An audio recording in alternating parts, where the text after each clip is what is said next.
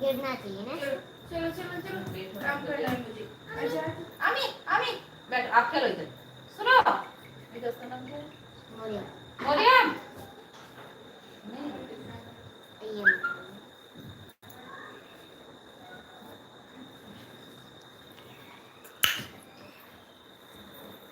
चलाएगा चलाएगा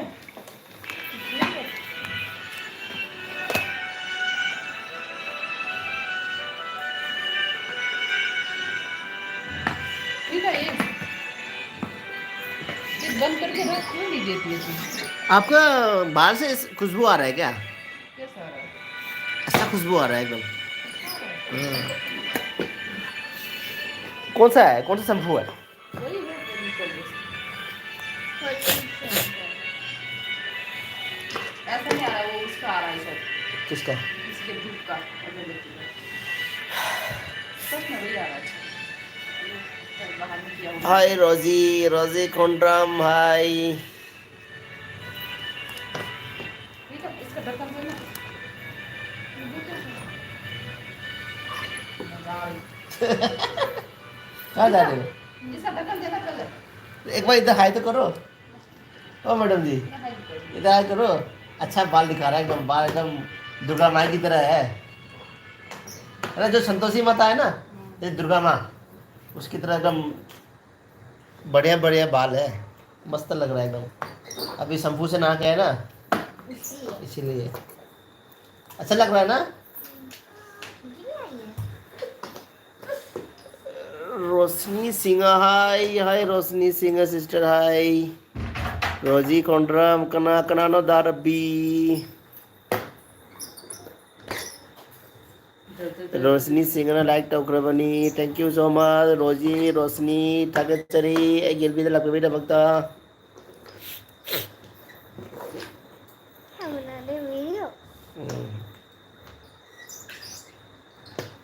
ये अंकल मेरा हमेशा गाल खींचते रहते हैं, ठीक है। अच्छा अभी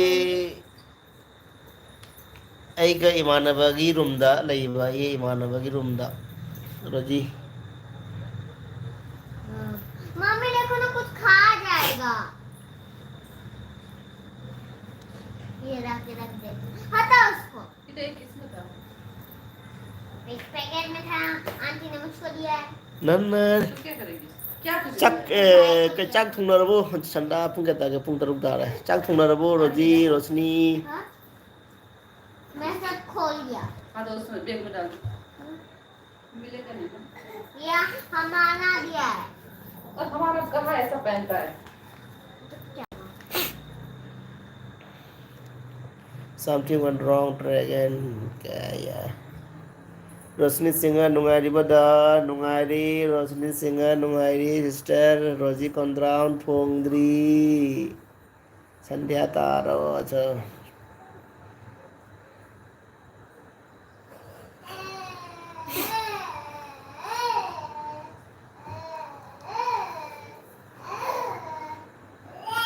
क्या? वीडियो देखते हैं। रोशनी सिंह दा इदी थोंद्री अंगांग लाइरिक तागी ओ गुड जॉब क्लास क्या नो अंगांग रोशनी सिंह क्लास के अंगांगी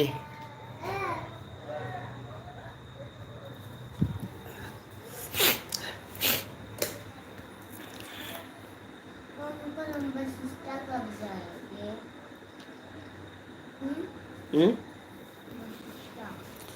ऑफिस तो जाना है क्यों?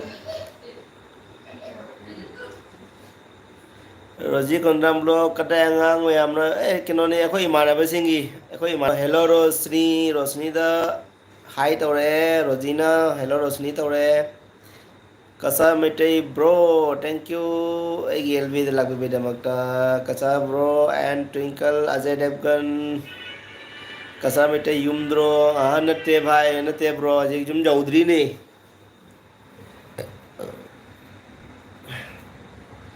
ट्रेन टिकेट तो फंगदा लग रहे ने ट्रेन टिकेट पूरा एकदम केनो वेटिंग तो लग रहे ने इससे बात करें। केनो हाय फ्रेंड। तात्काल तवसु फंग तात्काल ककबसु फंगदे टिकेट तो ये मेरे खालू संग हाय दा कसा रोशनी सिंगना कसा दादा कसा द खुरमे हाय तौरे क्या करूँ हम्म क्या करूँ अंकल ना फ्रेंड के साथ बात कर रहे हैं कौन फ्रेंड अंकल का फ्रेंड के साथ अच्छा हाँ। बहुत बात कर लेते हो सुनो कसा मिट्टी रोजी रोशनी हाय ये कसा मिट्टी ना शॉर्ट काटना तौरे तो नवा निमक रोजी रोशनी है ना रोजी खोंटाम ब्रो नहीं भाई खुरमजरी तुम है कैसे दे रहे हो हाँ बताओ था नंबर आपने झूठ क्यों बोला आपका नाम रवि है इसका नाम क्या है रवि ब्रो युम योरोबो अनु सिंह इवाई खुरमजरी कसा मिट्टी ब्रो होजी कदाई दनो गुवाहाटी दा कसा ब्रो गुवाहाटी दा लई Anu Singh thank you sister एलबी लाकुबे दमकता रवि ब्रो युम योरोबो यौद्री अनु सिस कसा मिट्टी नेट के दौरगे अरे कोलम लांबा अदुगी कसा मिट्टी नेट यादरे उरु उरु निहारिका सलाम सलमान नब्सोबी thank you welcome welcome Anu Singh Niharika Salam like done Niharika सलाम नम्मा कसा मिट्टी चेरो बिता दुंथंग इसको ये लो, हटा दो।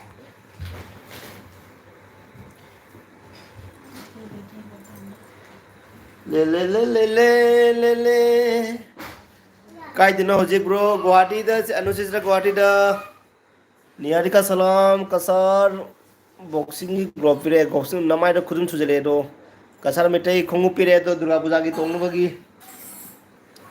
हां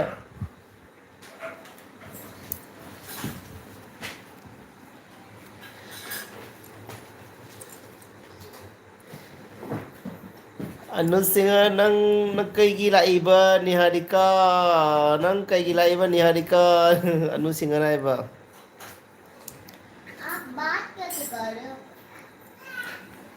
नम्मा हौजिक लोयरगा लागले हा हा हा हा निहारिका सलाम ना कई नोई नो ने बेमा नंग कई नोई नो ने कई नोई नो ने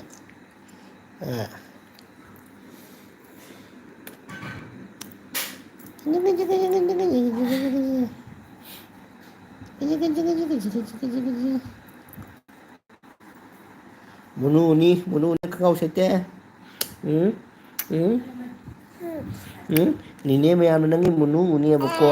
jam lieng anu di munu ni. Nang phone to keng anu ne, nang papa to jing ne. Anu singa cute baby, thank you sister. Niharika salam, papa ki pari. Ha, Niharika salam, papa ki pari. Papa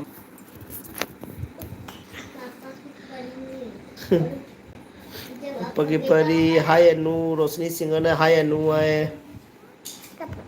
Bittu पढ़ाई कर रही है क्या करती है कसा मिट्टी नुसिता उड़े ओ हाय नीने मैयाव good evening happy Durga Puja की फिरो लेना रबो आई लाई तेरे पापा ने की लाई भी दे दुर्गा पूजा की फिरोन को आई की लाई भी दे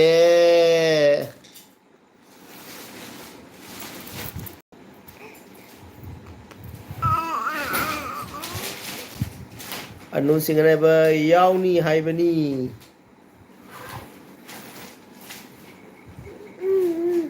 नम्मा होजिक लोरगा लागले पापा की परी हाय अनु सिंह कई नुमित युमी यौनी कई नुमित युम यौनी खंगदी तांग खंग टिकेट से फंगद्री अनु से टिकेट से फंगबागा खंगनी तत्काल की टिकेट नहीं लौदोसे तांग तातुक फावबगदी टिकेट लेत्रे फंगद्रे तातुक फावबगदी फंगद्रे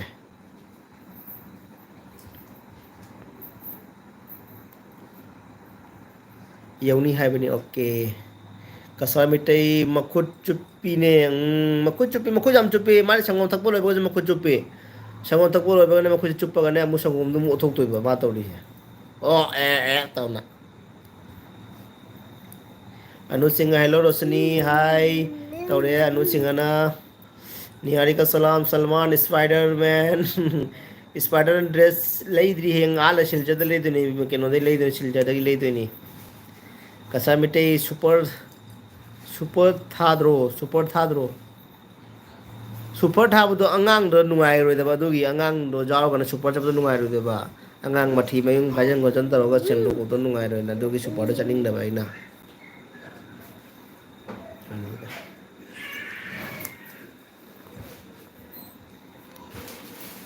पूजा मतम ओइबननीना तौरिनी पूजा मतम ओइबसने एकदम ट्रेन का टिकेट एकदम फुलनी एसी 1 एसी 2 बहुत तक खनो खाली होइदे लोय फुलनी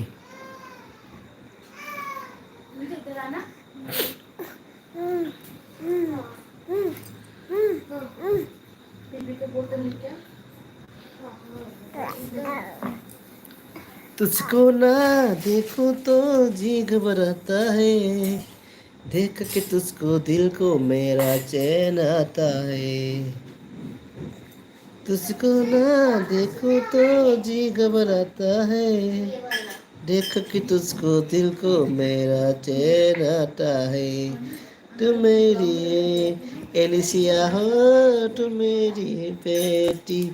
तू मेरी पप्पा की परी हो प्रोसेसिंग अंगांग कयाम चावरगे दा अंगांग था तरुक फारे सिस्टर उसने सिस्टर अंगांग था तरुक फारे अनु सिंह अंगांग ममा का चटखरगे अंगांग ममा काय चटखरगे अंगांग ममा संगोम नईरी संगोम नईरी नते अंग फी थुपी अनु सिस्टर फी थुपी अंगांग ममा कसर में बेटे ने बा थारा उरो फ्लाइट थारा उरो फ्लाइट थारा फ्लाइट थारा थादे लो दो है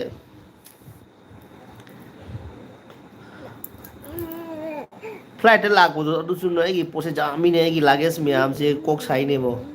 लागेज म्याम जामन हिना बैग एंगोंदा जाओ जे बैग मापन तरा मुसुई अदुना कोक ngawre idi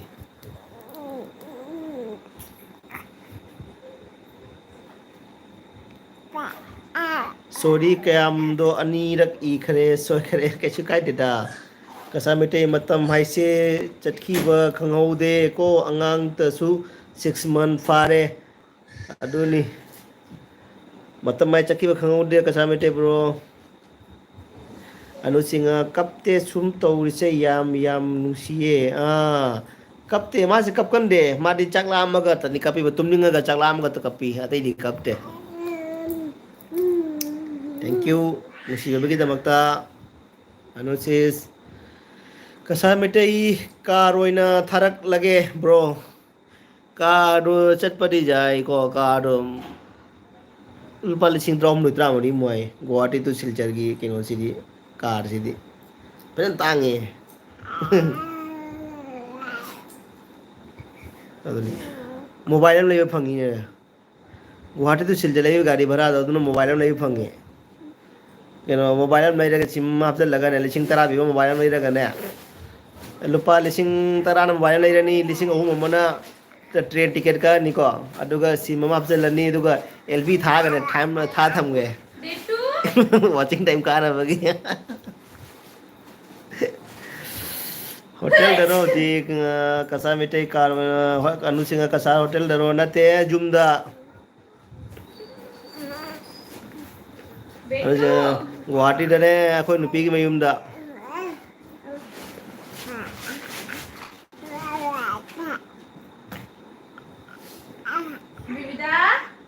रोशनी सिंह अंगांग नुपारो नुपीरो दरा नुपी नि नुपी परी नि परी कसर मेटे मोबाइल अमा लैब फंगली ने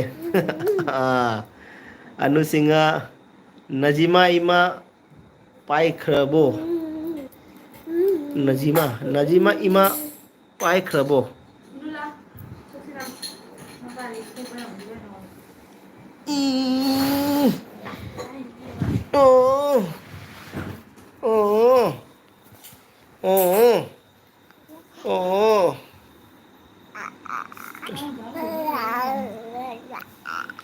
अनुसिंह का नजीमा इमा पाई खरबाजे करे भाप तादरे ओ अनुसिंह ओ गुवाहाटी कदाई दनो गणेश गुरी दा अनु सिस्टर गणेश गुरी दा दी आजा आजा बेटो तुझको ना देखो तो जी घबराता है देख के तुझको दिल को मेरा चैन आता है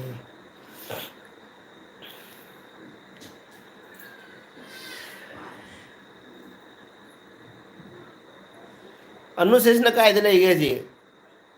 अनु सिस्टर का इधर ले गए रोशनी सिस्टर जो का इधर ले गए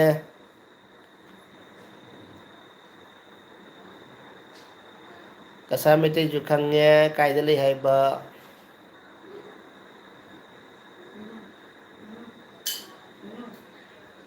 नु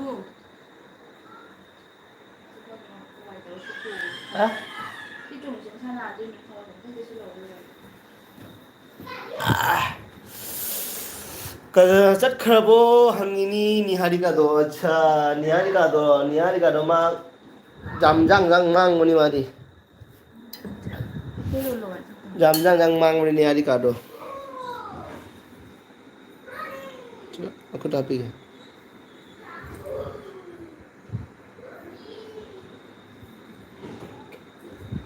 कैसे लो लो ना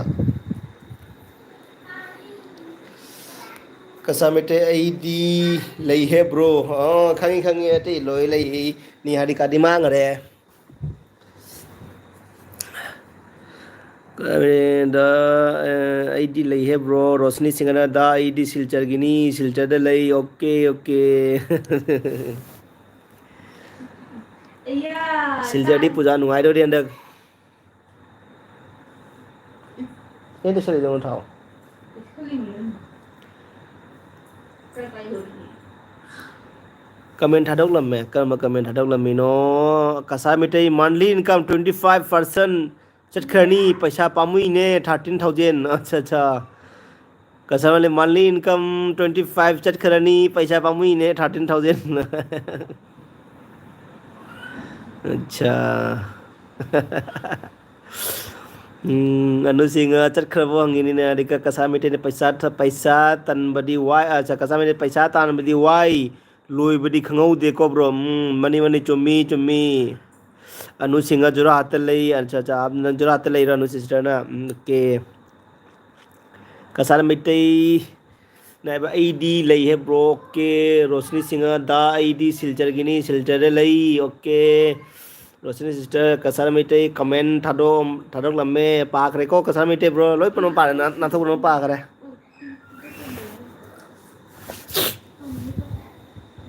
ôi tải lên nua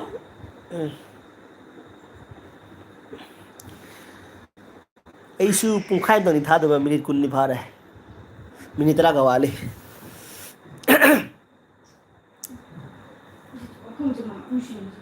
तुम ज्ञान में तादम लाइव थाजले मिने क्या कर तौम खंगद्रबा करी तौसी गायना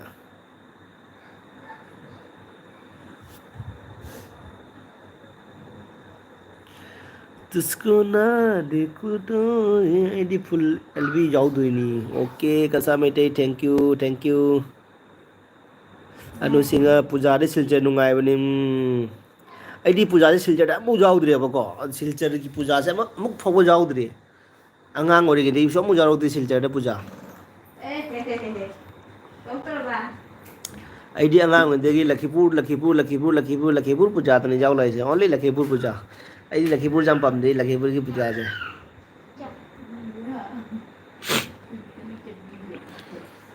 रे पाखंग ngda ai girlfriend मैम से लखीपुर रोंग तने ना लखीपुर त नुंगाय बको कोशिश कब जाएंगे अनु सिंह पुजारी से नुंगाय अनु सिंह ना लखीपुर सोंदन मुक हेना नुंगाय चुम्मी सिलचर की नुंग मनुंगाय का लखीपुर की मनुंगाय से खेनी सच में उसको बोल सच पहले तो था ही नहीं खंगले दा हजिती पूजा का से कोई निंद्रे ने अहन वसलमिने पूजा कोई निंद्रे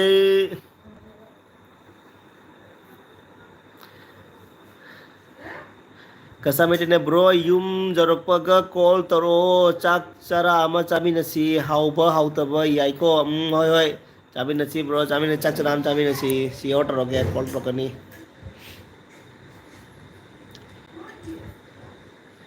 anu singa haha lagi full like ni kasamete ID koi roi puja okay karigi koi roi ba Iya, nâng nè. Sống rất không? Đi cho nó nhịp. nare nare nare nare nare persone mega anu singa maitai punba hen baduna ni jura jura nungai bani ko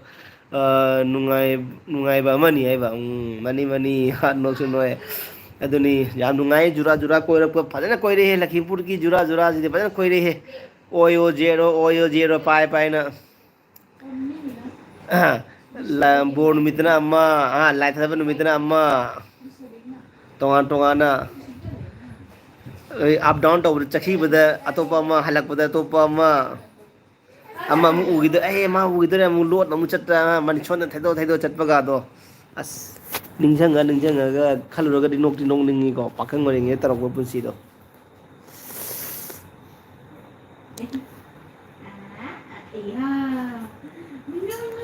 kasai mete interest lete koi bagi bro okay anu singare chummi koi ahan oire loikre matam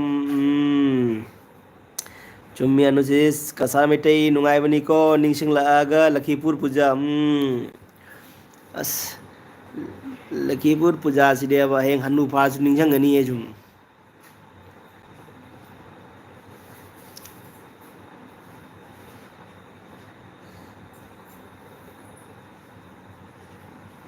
Itu berapa?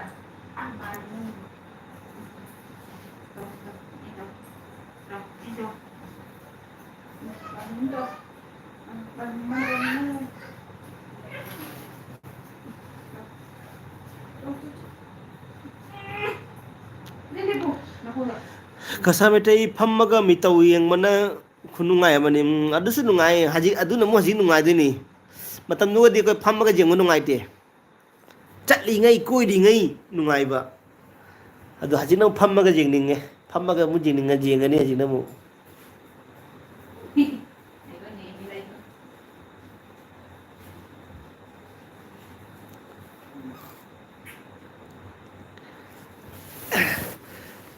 anu sis ke nungai bro ke no dadi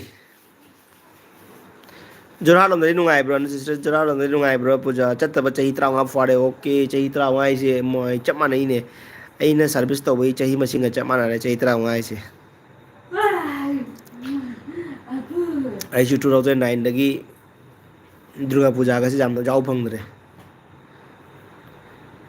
tabak chang madi only Durga puja amurak first second handak ke chika ani rak su bani chahi tra manga ta puja ani rak jau duni handak chahi se ka pul laga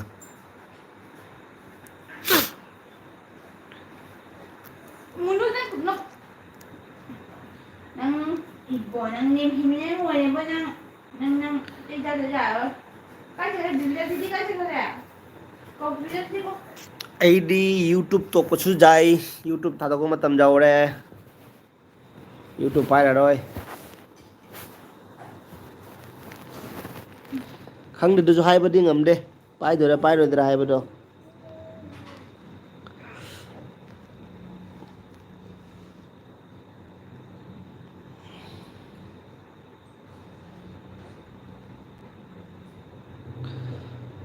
kasamete bro na bro chum 2009 da job join 2009 da anu singa sister na sum nungai adubu manana hemang on yade duni acha sum nungai adu manana hemang on yade aduni okay chum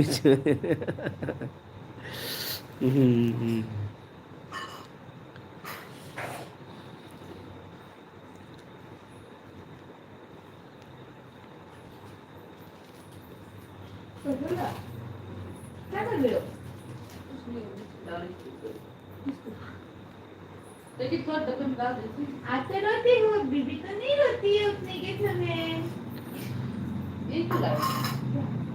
ये लाई नहीं हूँ इसके अंदर से निकालो दोनों को सारा Kaigino bro. Kaigino bro. Hay si Kaigino. Anu sister ba Kaigino bro? Anu singer sister kaya ba Kaigino bro hay pidi pap ta dire kari matang da karam matang do no. Kari matang hangki anu sister Kaino lan ngam da basu. Kiwa lan ba ngam da basu yaw ri ne. Hi lakshin basu yaw ri ne. Acha okay. Nungai minu ko ni singla lakhi pur puja kasar mitai. Chumi khoi an oire loi khare anu se khewa lan ngamdabasu yauri ni he lakshin basu yauri ni chumi khewa lakshin baga yauri mi lakhi bud akhoi di iroi be he bani na lakshin la su kaisum tawde dum iroi la lae जो चीज बच्चे होने से पहले करना चाहिए वो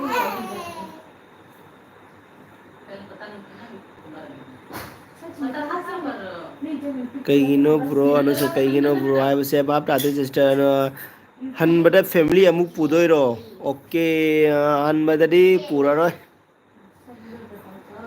family pura ro handa itom da leirani anu singa youtube thado ani haido acha acha youtube ki matam se fangaroi jamna adugi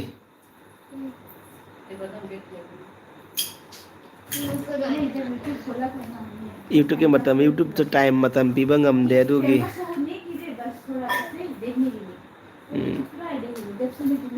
yamna why youtube hona ba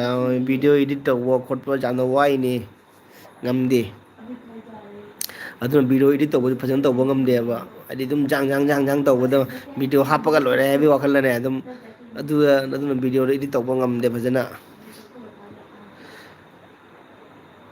kasamite mi ani ta ngaire ne mi ani ahum lei kasamite youtube thadokpa yade okay anoni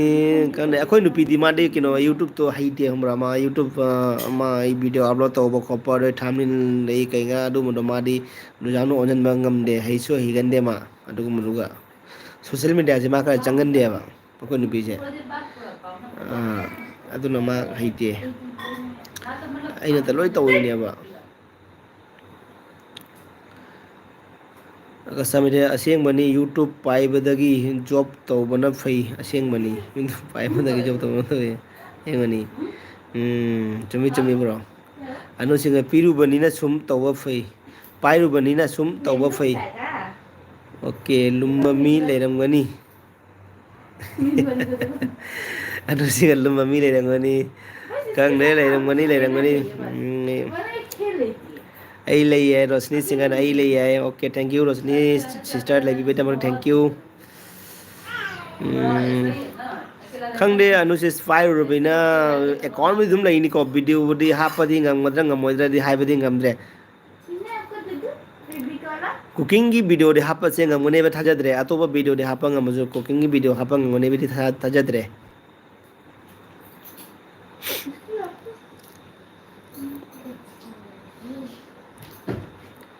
kasamite anu singa se kanano ai gyan tadre kasamite siro kasamite anu singa se robita gi ne my friend ni robita gi friend kasar ai youtube taude anu singa my youtube fight ma supporter ni mayam gi seba tawiba mayam gi wd kahan biba mayam gi view kahan biba tamakta ma se leibani magi anu singa se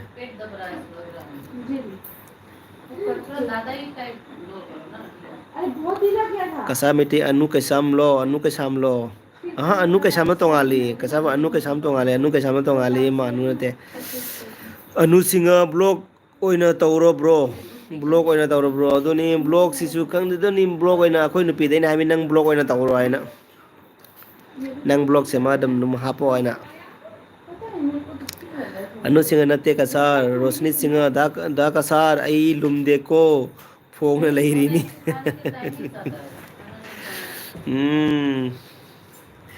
kasamite ne mukbang na di fabani mukbang se fabdi phei ko mukbang he taro ne walking mathau tai ne jam ke no mathau tai ne mukbang se ꯃꯨꯛꯕꯥꯡꯒꯤꯗꯃꯛꯇ ꯑꯃꯨꯛ ꯊꯣꯡꯒꯅꯤ ꯃꯨꯛꯕꯥꯡꯁꯦ ꯌꯥꯝ ꯋꯥꯕ ꯊꯕꯛꯅꯦꯕ ꯑꯃꯨꯛ ꯃꯊꯦꯜ ꯃꯌꯥꯝ ꯊꯣꯡꯉꯒꯅꯤ ꯑꯃꯨꯛ ꯀꯣꯟ ꯐꯦꯡꯒꯅꯤ ꯑꯃꯨꯛ ꯆꯥꯔꯝꯗꯥꯏꯒꯤ ꯑꯃꯨꯛ ꯗꯦꯀꯣꯔꯦꯁꯟ ꯇꯧꯅꯤ ꯑꯃꯨꯛ ꯂꯥꯏꯇꯤꯡ ꯐꯤꯠꯇꯤꯡ ꯂꯥꯏꯠ ꯐꯤꯠꯇꯤꯡ ꯇꯧꯅꯤ ꯈꯣꯠꯀꯅꯤ झमेला ꯌꯥꯝꯃꯤꯅꯦ ꯃꯨꯛꯕꯥꯡꯁꯨ ꯈ꯭ꯋꯥꯏꯗꯒꯤ ꯕ꯭ꯂꯣꯛ ꯁꯦꯝꯕꯁꯤꯅꯦ ꯑꯩꯈꯣꯏꯒꯤ ꯗꯦꯏꯂꯤ ꯕ꯭ꯂꯣꯛ ꯁꯦꯝꯕꯁꯦ ꯑꯁꯤꯅꯤ ꯈ꯭ꯋꯥꯏꯗꯒꯤ ꯅꯨꯡꯉꯥꯏꯕ ꯀꯦꯃꯦꯔꯥ ꯄꯥꯏꯔ ꯄꯥꯏꯔ ꯑꯩ ꯉꯁꯤ ꯁꯤ ꯊꯕꯛ ꯁꯨꯔꯦ ꯁꯤ ꯊꯕꯛ ꯁꯨꯔꯤ ꯁꯤ ꯊꯕꯛ ꯁꯨꯔꯦ ꯍꯥꯏꯅ ꯑꯗꯨꯅ ꯈ꯭ꯋꯥꯏꯗꯒꯤ ꯐꯔꯕꯅꯦ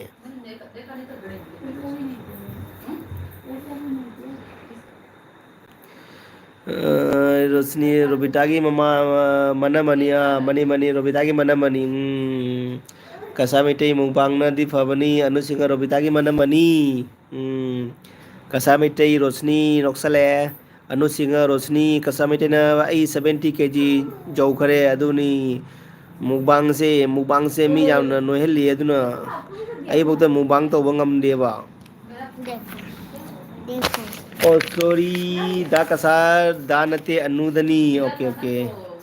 फजे बहुत सारा अच्छा बनाया अनु सिंह रोशनी दा नते अतोप मीगी वारीनी अनु सिंह रोशनी दा नते अतोप मीगी वारीनी है बा देखो को देखती नहीं हो लेवल 1 का है ना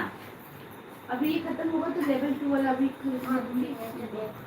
लेवल 1 यानी कि 1 महीने से 6 महीने तक के लिए अभी 6 महीने से 12 महीने के लिए अलग है 6 महीने हो गई ना यार 6 महीने कंप्लीट हो गई ना अभी आंटी चाबी निकली हाँ निकल गई बाबा कैसे निकली कसर मिटे ने पोंतरा बोई गिरो चम्मच से कसर मिटे रोशनी दी फबनी ओके रोशनी से माय ब्लॉग से करम ब्लॉग ना मुझे लगा नहीं देखा ना पहले अच्छा तो मोबाइल लेना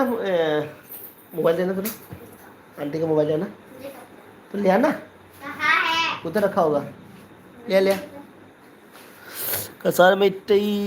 क्या वाली मोनो एकदम रवि ब्रो अस मोनो एकदम डॉलर का लागते पिन का लामी लोई लामे ने पिन के नो सेमद्रे ब्लॉग सेमद्रे अदुगी पिन का लागना लोई लागलो रे पालन नहीं होगा पालन नहीं होगा पालन अनु सिंह आई थोले मी लाई bro okay okay Anu sister thank you nga pungkhai ma ai 30 minute leibiramai damakta thank you so much 33 minutes su fare ai solution lage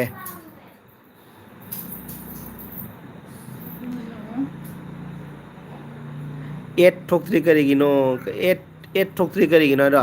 8 ro ai na jahondriba तो पहले आती ना रोशनी सिंह अनु चैनल 5 अनु रोशनी सिस्टर अनु चैनल 5 टे ma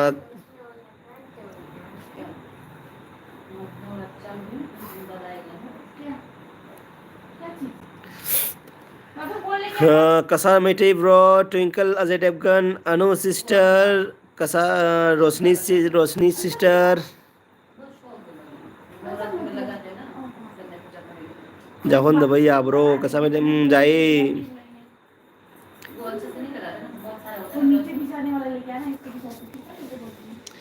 या जाहोन the जाए ए जाहोन the जाए ए जाहोन द नंगी काना देबा पैसा फंगोदी वातनी ए से पैसा नेबा री मैम आई एलबी द लापिरमा मैम बना फ्रेंड कसर मिटे Twinkle Ajay Devgan and Roshni sister Rosy sister Anu sister नखोई मरीबू किचन किंग ना थाकत जब फोंडोक चरी आई एलबी द लापि बेदमक्ता लोय फाव जावबी बेदमक्ता दो आई ngasi gi asi matang asida loisilage ma'am तेरे को देना पड़ेगा काइनरसी को मैम काइनरसी तो ठीक हूँ मैं बाय बाय बेला है ना बाय बाय मैम बाय मेरी बेटी नंगू को Kasamite मैम काइनरसी को Kasamite कुलंजरी okay bye bye bye bye हेंग जुम जरो मु फोन मसी को मैम बाय बाय